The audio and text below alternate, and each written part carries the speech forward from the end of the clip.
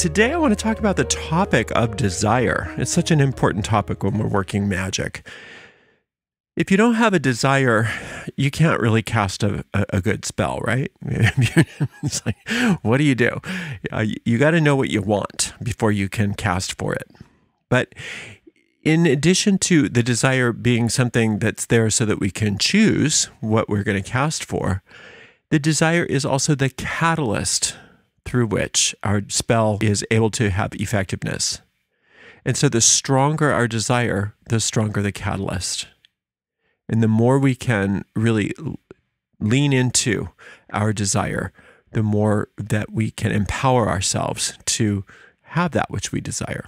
So when you're casting a spell, usually we ask you to do things like relax your body, maybe visualize or somehow use your imagination in order to create the sensation of the thing that you want is come to be.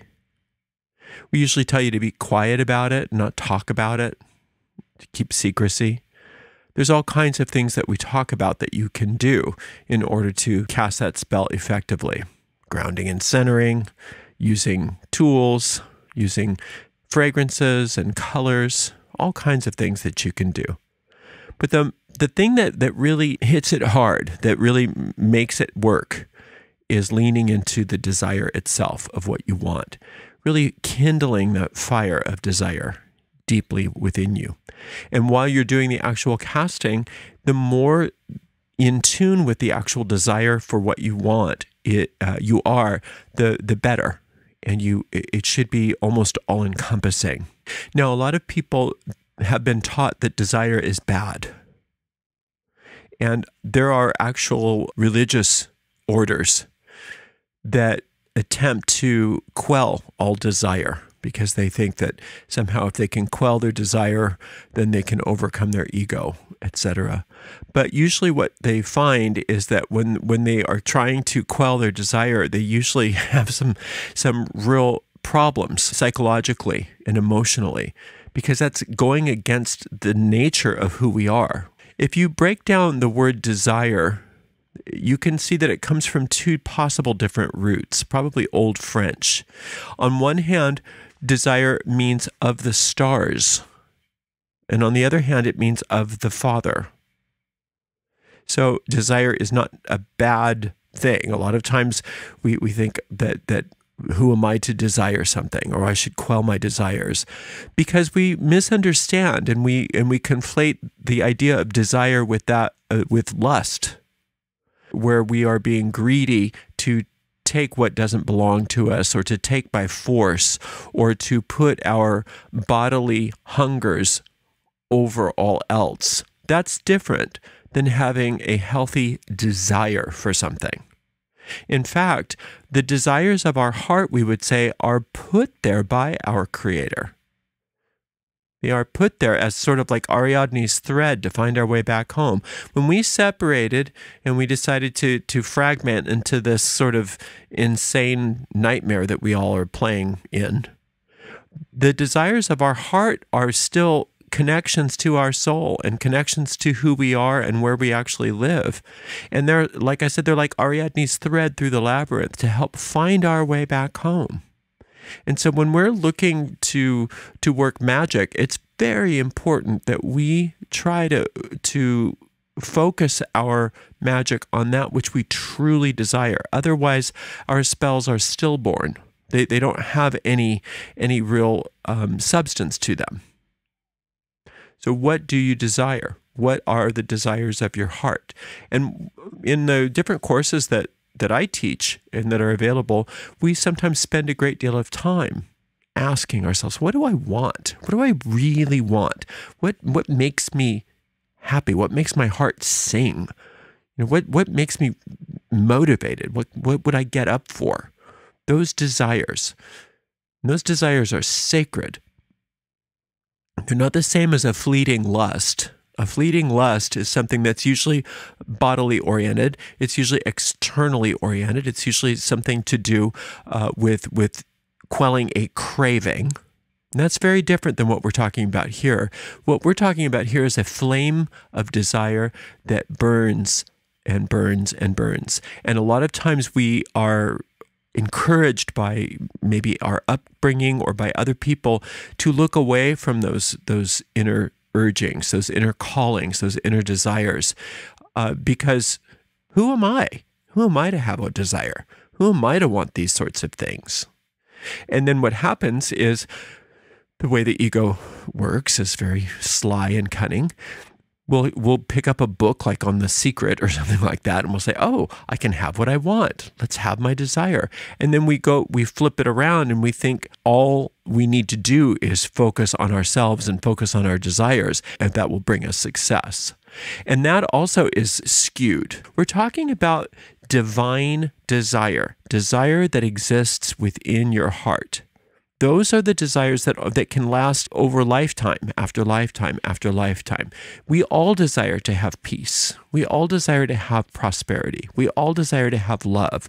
We all desire to have comfort and joy and connection and relationships and all of the blessings of life. And those things are very, very important.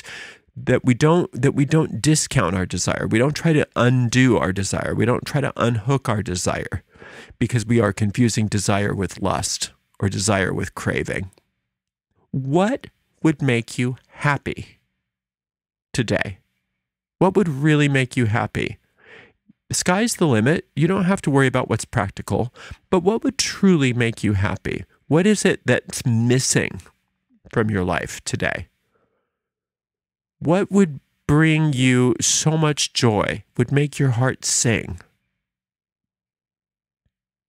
What are some of the things maybe even that you've been avoiding looking at because you thought maybe, well, it's too good to be true, or I don't want to look at those things because I know I can never have them? What are some of those things? Now, if you write them down, then you can go through your list and you can sort of like categorize them. You can say, well, some of these things are just fleeting lusts. They're just, fleeting bodily desires. And again, there's nothing wrong with those things. You shouldn't feel bad about having those things, but those are different. They're not quite what we're talking about. So you can put those in their own category. Some of these things might be things that you think you should have. I should desire to have my taxes paid, or I should desire to eat better, or I should desire to lose some weight, or I should desire to get in shape. But you may not really want those things. So you might want to put those things on a different list as well. Those are your shoulds. Then you have your bodily desires, or your bodily lusts or cravings. But then you're going to have some that are true desires of your heart. Maybe you want a career. Maybe you want a mate. Maybe you want a new home. Maybe you want a new car. You can have whatever you want. But it's really important, if you're going to work magic, that you pinpoint what those true desires of your heart are and allow your spells to come out of that. Even if it's like we'd say, when you want to break down a desire into some more manageable bits, you make sure that your goals aren't so big and far out of your sphere of influence that you have failure in your magic. But connecting your spell casting to those vibrant desires of your heart is essential, because if you don't do that, you don't have any energy through which they can manifest. And a lot of times people think that desiring something is so wrong that even if they're working on something they desire, they don't allow themselves to feel the desire for it. They don't allow themselves to feel how much they want it and how important that is for them. Again, when you're casting the spell, part of the casting process is not just desiring it, but feeling like that desire is being fulfilled. But you have a hard time fulfilling that your desire is being fulfilled if you don't think that it's right for you to have the desire in the first place.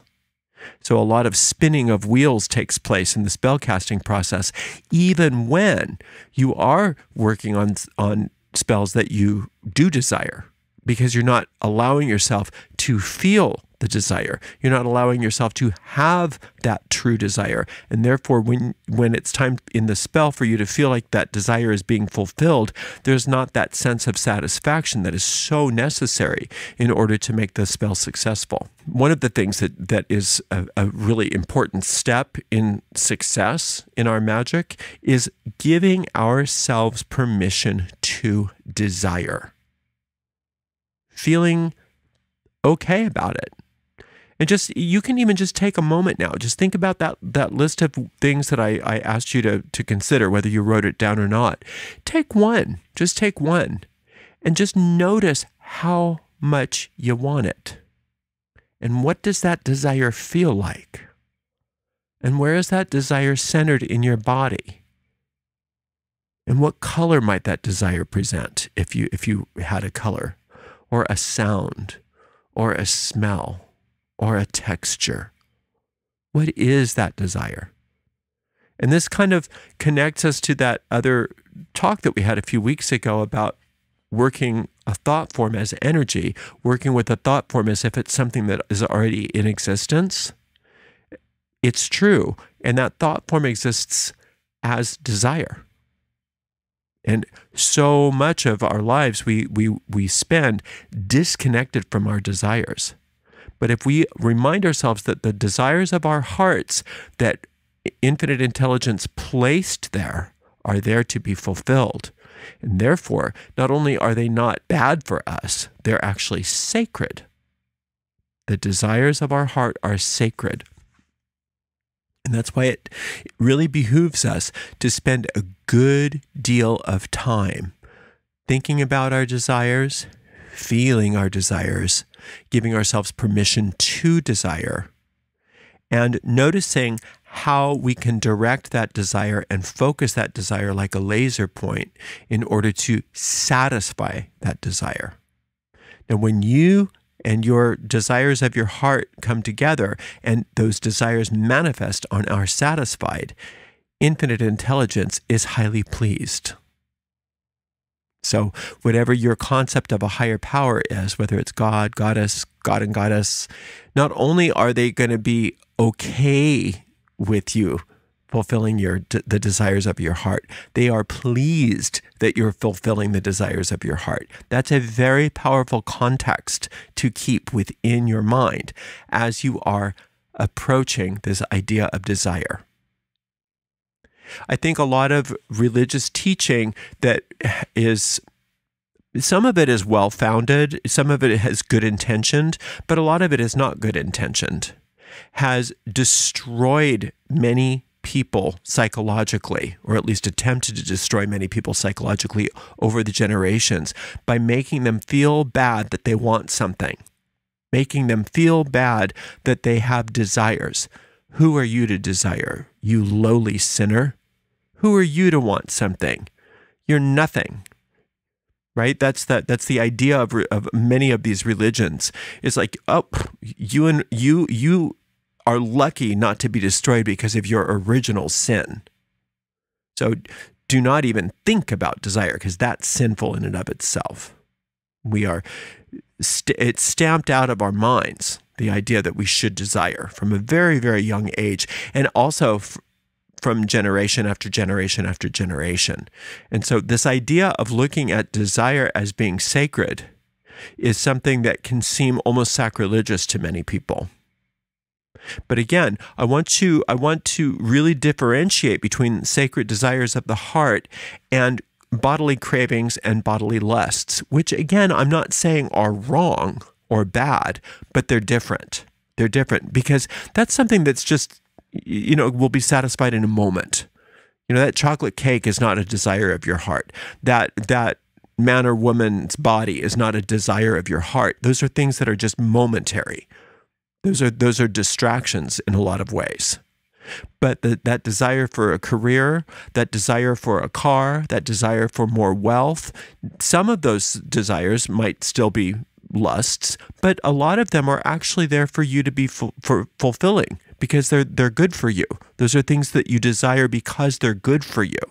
And is up to you to spend time going through what you desire and asking and allowing infinite intelligence to help you sort through it.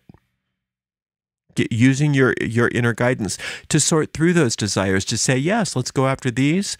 Let's put these on the back burner for now. Let's go after these. Not so much those, right?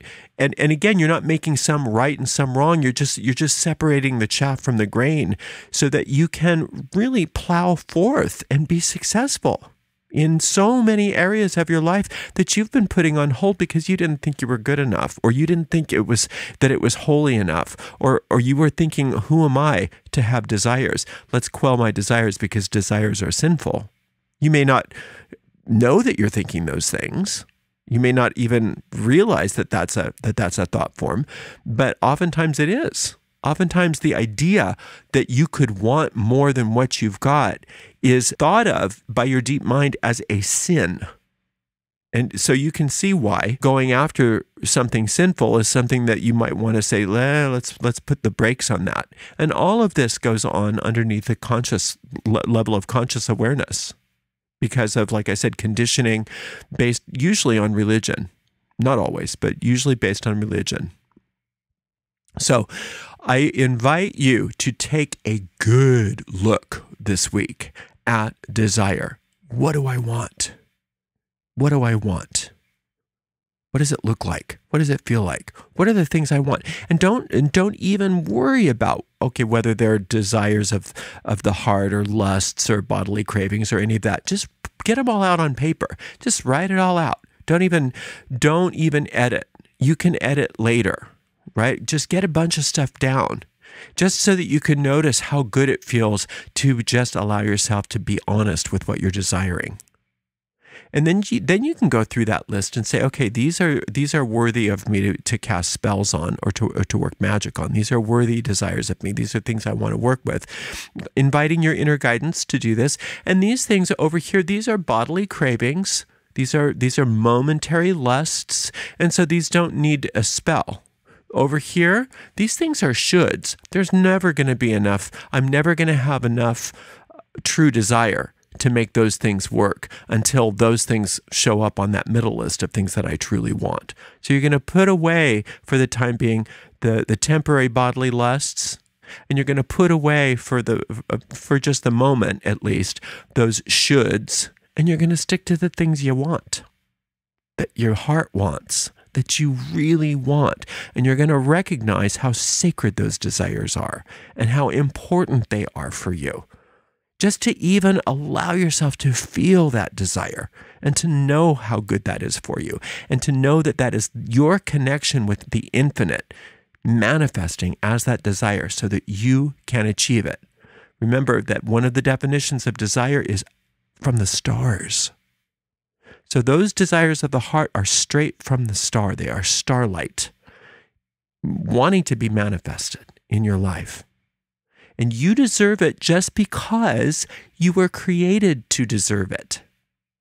You don't have to do anything to earn your deserving of those desires. They were given to you at your creation. And they are there to be followed, they are there to be experienced, and they are there to manifest. Imagine the feeling of satisfaction of some of those great desires of your heart being satisfied. What does that feel like? That's the gift of infinite intelligence to you. And that's what you deserve. That's what you deserve. Just because you were created that way, because you are so beloved. You are so beloved by infinite intelligence that you get to have what you want. So, one thing at a time when you're casting spells, of course, you're thinking in terms of your sphere of influence and doing things that are, that are just always pushing the boundaries of what's possible, but also reminding yourself that your desires are sacred and holy and that you not only deserve it, but you're entitled to it. You're entitled to follow your desires and to fulfill your desires and to manifest your desires. And that infinite intelligence wants you to have those things, is thrilled when you succeed, right? So let's think about that this week. Let's think about how much we turn off our desires because of whatever kind of conditioning that we have as far as what we deserve or the kind of person we think we are. Let's look at that and say, let's not. At least for this week, we're going to say, no, my desires are sacred. And even some of my desires that aren't true desires of the heart, I'm at least willing to look at them so that I can choose. Do I want this or not? Do I want this or not? Do I want that or not? Yeah, it's easy once you know what you think you want to then reject some of those desires. This is just a passing craving. This is something that my mom told me I should have that I don't really want. Ooh, this I want. Yeah, let's go for that. Right? But if you didn't give yourself permission to even consider, what do I want? And let that stuff come up unedited, you'd never know. You'd always be keeping that stuff suppressed because you don't think you deserve it. You think you're a miserable sinner or whatever your thing is. Right? Let's allow ourselves to just cut that out this week and just bring those desires up to the surface and allow ourselves to experience them so that we can call on our inner guidance and prioritize which of those desires are worth working for and which of those desires do we want to put on the back burner for now. But you can't know what they are unless you experience them. So remember that the true desires of your heart are straight from Spirit, and not only do you deserve them, but it is your birthright. You are entitled to the fulfillment of those desires. Thank you so much for spending some time with me today. Until next time, blessed be.